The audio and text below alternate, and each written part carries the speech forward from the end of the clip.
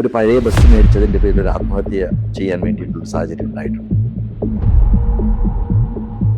പ്രതിസന്ധികൾ വരുമ്പോൾ പെട്ടെന്ന് ഇങ്ങനെ വാടിപ്പോകും. എഴുന്നേറ്റ് ഓടാൻ പാടാണ്. അപ്പോൾ അനുഭവങ്ങളുടെ തീവ്രത കൊണ്ടോ അല്ലെങ്കിൽ ചലഞ്ചസ് ഫേസ് ചെയ്തുകൊണ്ട് കരുത്ത് കൊണ്ടോ ഓവർകം ചെയ്ത ആളാണ് സാർ. അപ്പോൾ ഇങ്ങനെയുള്ള സാഹചര്യങ്ങളിൽ എന്താണ് ഒരു ഹെൽപ്പായിട്ട് തിരിച്ചു ഞാൻ വീണ്ടും വരണം, അതല്ലെങ്കിൽ എനിക്ക് ഇനി കൂടുതൽ കാര്യങ്ങൾ ചെയ്യണമെന്ന് തോന്നാൻ എടുക്കുന്ന എന്നെ എടുത്തു പറയാൻ പറ്റും ഈ രണ്ട് കാര്യങ്ങൾ ഞാൻ തിരിച്ചു വരാൻ? അല്ല, അതിനുള്ള ഒറ്റ വഴി എന്ന് പറയുന്നത് തീച്ചൂളകളിലൂടെ നടക്കുക എന്നുള്ളത് മാത്രമേ വഴിയുള്ളൂ. നമ്മൾ ജീവിതത്തിൽ എല്ലാം നമ്മുടെ കൈകളിൽ വെച്ച് തരുന്ന ഒരു അവസ്ഥയിലേക്ക് ഒരിക്കലും നമ്മൾ മക്കളെ പോലും വളർത്തരുത് എന്നുള്ളതാണ് ഞാൻ വിശ്വസിക്കുന്നത്.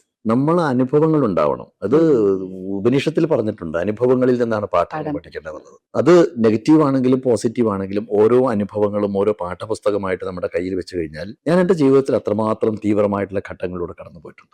എൻ്റെ വീട്ടിൽ പോലും മാജിക്കിന്റെ രംഗത്ത് ആരും ഇല്ലാത്തൊരു അന്തരീക്ഷത്തിലാണ് ഞാൻ മാജിക്കിലേക്ക് വരുന്നത്. ആ കാലത്ത് മാജിക് എന്ന് പറയുന്ന വെറും തെരുവിൽ മാത്രം ഉള്ള തെരുവ് ജാലവിദ്യക്കാർ കൊണ്ടു നടക്കുന്ന വയറ്റിപ്പഴപ്പിന് വേണ്ടി മാത്രം ഉപയോഗിക്കുന്ന ഒരു ആർട്ടായി. ഈ ഒരു കാലത്താണ് ഞാൻ മാജിക്കിലേക്ക് വരുന്നത്. അപ്പോൾ ആ കാലത്ത് പ്രോഗ്രാം അന്വേഷിച്ച് നടത്തി കഴിഞ്ഞാൽ പരിപാടി തരില്ല, കാരണം മാജിക് അല്ലെ വല്ല സ്കൂളുകളിലും പോയിട്ട് കാണിക്കും എന്ന് പറയുന്ന ഒരു കാലഘട്ടം. അതിൽ നിന്ന് ഒരു സ്റ്റേജിലേക്ക് പിടിച്ചുയർത്താൻ വേണ്ടി കഠിനാധ്വാനം ചെയ്തിട്ടുണ്ട്. ഒരു പഴയ ബസ് മേടിച്ചതിന്റെ പേരിൽ ഒരു ആത്മഹത്യ ചെയ്യാൻ വേണ്ടിയിട്ടുള്ള സാഹചര്യം ഉണ്ടായിട്ടുണ്ട്. അതിനുവേണ്ടി ശ്രമിച്ചിട്ടുണ്ട്. ഇങ്ങനെയുള്ള പല തീവ്രതകളിലൂടെ നടന്നു പോയിട്ടുണ്ട്. പക്ഷെ അപ്പോഴൊക്കെ നമ്മൾ അവിടെയല്ല അവസാനിപ്പിക്കേണ്ടത് ജീവിതം.